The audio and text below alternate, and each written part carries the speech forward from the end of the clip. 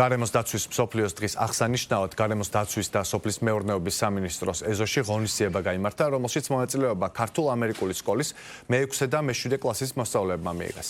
ბავშვებმა საკუთარი ნამუშევრები წარმოადგინეს, რომლებიც გამოხატავდა მათ ხედვას ნარჩენებით დაბინძურების პრობლემისა და მისი გადაჭრის გზების შესახებ.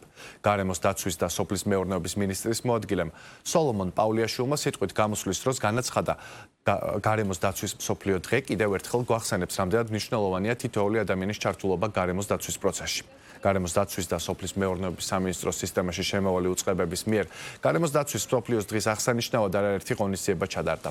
ეროვნულმა სატყეო სააგენტომ მოხალისეობრივი პლატფორმა ტყის მეგობრის ფარგლებში ჯვრის მონასტრის მიმდებარე ტერიტორიაზე დასუფთავების მასშტაბური აქცია გამართა.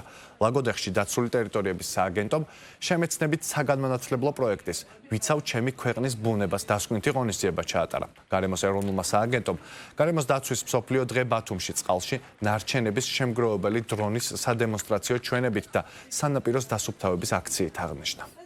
ეს არის გარემოს დაცვის დღესთან დაკავშირებით, რომ დავასრულოთ და დავამთავროთ პლასტიკის დაბინძურება. ჩვენ მიერთებული ვართ ამ კონვენციას საქართველოს, რომ 2030 წლის უნდა დასრულდეს სრულად დაბინძურება პლასტმასის ჩვენი ქვეყნის და ძალიან მნიშვნელოვანი გამოწვევები გვაქვს, იმიტომ რომ დღეს ყველაზე მნიშვნელოვანია კლიმატის ცვლილება, ბიომრავალფეროვნების კარგო და დაბინძურების დასრულება. სწორედ გარემოს დაცვის დღის ფარგლებში ვუმასპინძლეთ ქართულ-ამერიკული სკოლის მე-6 მე-7 კლასის მოსწავლეებს.